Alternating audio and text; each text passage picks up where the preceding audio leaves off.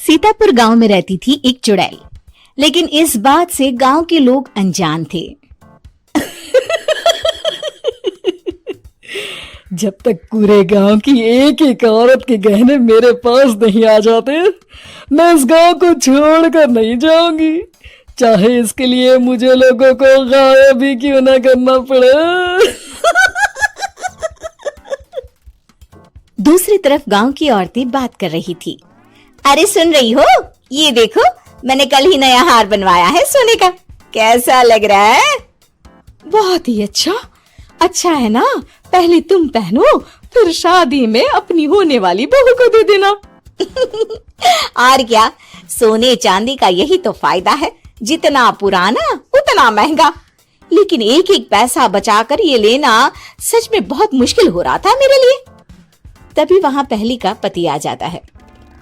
गांव में एक औरत के घर के सोने के सारे गहने चोरी हो गए। लोग बातें बना रहे कि गांव में कोई चोर घुस आया है जो घर की कोई चीज को हाथ नहीं लगाता, पर सिर्फ सोने के गहनों को ही चुराता है। अब तुम ना अपने ये गहने संभाल कर रखना। हे भगवान, ये क्या बोल रहे हैं? ये तो वही बात हो गई कि गांव बसाने ही और लुटेरे पहले आ गए। दूसरी तरफ गांव के ही एक घर में रंजना रहती थी। उसके पति का गांव में चाउमीन का ठेला था। एक दिन उसके घर में एक औरत आती है। अरे रंजना, तू गांव में नहीं है तो सोचा तुम्हें बता दूं। गांव में बात चल रही है कि गांव में एक चोर घुस आया है जो घरों के सोने के गहने चुरा लेता है। अरे मैं तो सिर्फ ये कान की छोटी सी बाली ही सोने की पहनती हूँ, बाकी गहने तो मैंने गांव के बैंक में लाकर रखे हैं। ये क्या होता है? ना बाबा ना, हमारे गांव की औरतें तो गहने अपने पास ही रखती है। जब कहीं जाना हो तो बस अलमारी से गहने निकालो और पहन लो। दूसरी तरफ एक औरत हाथ में टोटके वाली छोटी सी गुड़िया लेकर घर में चली आती है। अरे कोई है? घर की औरत है क्या? क्या है ये गुड़िया? ये कोई ऐसी वैसी गुड़िया नहीं है, ये जादुई गुड़िया है। इसको घर की अलमारी में रखना। अगर तुम्हारे घर पर किसी की बुरी नजर होगी तो रात भर में ये पतली सी गुड़िया मोटी हो जाएगी। मैं कल आकर ये गुड़िया ले जाऊंगी और तुम्हारे घर की सारी बुरी नजर छूट जाएगी, समझी? अरे वाह, ये तो बहुत कमाल की गुड़िया है, दे दो। कितने की है एक? अरे नहीं नहीं नहीं, ये फ्री की है। मेरा काम इस पूरे गांव को बुरी नजर से दूर रखने का है। हाँ। भली औरत उसके हाथ से वो गुड़िया लेकर अलमारी में रख देती है। लेकिन अगली सुबह जब वो उस गुड़िया को देखती है तो पतली सी गुड़िया मोटी हो चुकी होती है। हे भगवान, ये क्या? किसने मेरे घर को बुरी नजर से बांध रखा था? तभी वो गुड़िया वाली भी आ जाती है। मैंने कहा था ना, घर पर बहुत ज्यादा बुरी नजर है। लाओ, ये गुड़िया मुझे दे दो। औरत वो गुड़िया उठाकर उसे दे देती है। गुड़िया हाथ में आते ही वो औरत उसे लेकर सीधे गांव के बाहर की खाली हवेली में चली जाती है और साधारण औरत से चुड़ैल बन जाती है। अरे पगली, गांव वाली इस गुड़िया के पेट में तेरे घर के सारे गहने हैं। इतना बोलकर वो गुड़िया को फाड़ देती है और सारे गहने निकाल लेती है।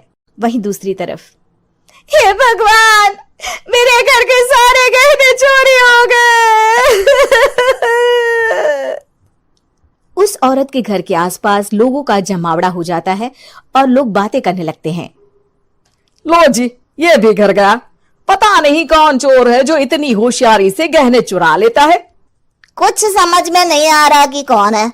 लोग तो घर से कहीं जाते भी नहीं है, न ताला लगे न घर खाली हो, फिर भी रातों रात गहने चोरी हो जाते हैं। अरे हम तो कहते हैं लोगों को बारी बारी चौकीदारी करनी चाहिए, चोर को तो पूरे गांव वाले मिलकर पकड़ ही लेंगे। लोग बारी बारी घरों की चौकीदारी भी करते हैं, लेकिन चोरी होने का सिलसिला रुकता ही नहीं। फिर एक दिन रंजना के पड़ोस से भी रोने की आवाज आती है। अरे आज ही घर की बुरी नजर उतरी और आज ही सारे गहने भी चोरी हो गए। कैसी बुरी नजर? क्या हुआ था?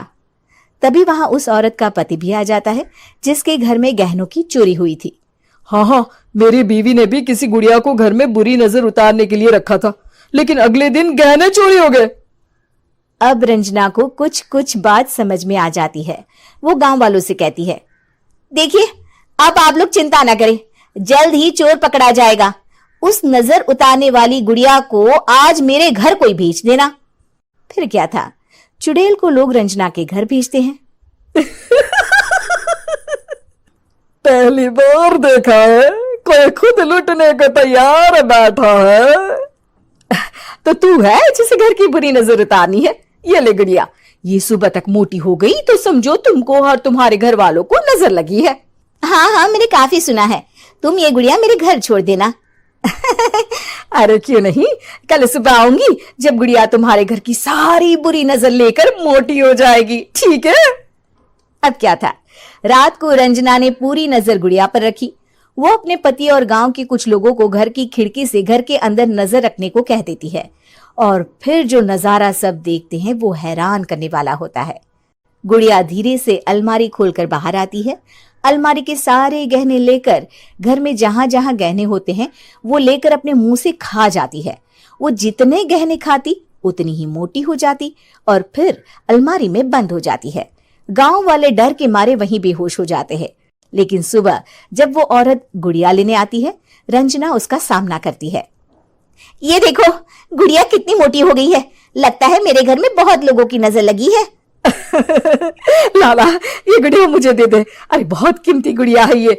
तेरे घर की सारी बुरी नजर मैं गांव के बाहर वाली हवेली में फेंक आती हूँ। शाम को फिर लोगों के घर इसे लेकर जाना है ना। इसमें तो मेरी जान बसती है, जान। रंजना गुड़िया को चुड़ैल की तरफ बढ़ा देती है, लेकिन फिर वापस ले लेती है और गुड़िया के हाथ मोड़ देती है। जैसे ही गुड़िया के हाथ मोड़ती है, चुड़ैल का हाथ भी मुड़ जाता है। अच्छा, तो ये वो गुड़िया है जिसमें तुम्हारी जान बसती है। अब सुन चुड़ैल, तेरी सारी हकीकत सबके सामने आ गई है। या तो गांव वालों के गहने लौटा दे, नहीं तो मैं इस गुड़िया की गर्दन मोड़ दूंगी। चुड़ैल डर जाती है। अरे नहीं नहीं, मेरी गुड़िया दे दो, मैं सबके गहने वापस कर दूंगी। ठीक है, अब भी जा और सबके सारे गहने वापस कर। चल निकल यहां से। चुड़ैल सबके गहने लौटा कर रंजना के पास आती है।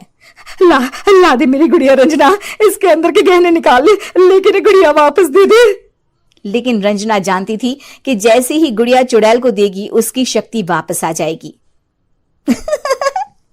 चुड़ैल, तू तो चुड़ैल ही रहेगी, ये मैं जानती हूँ।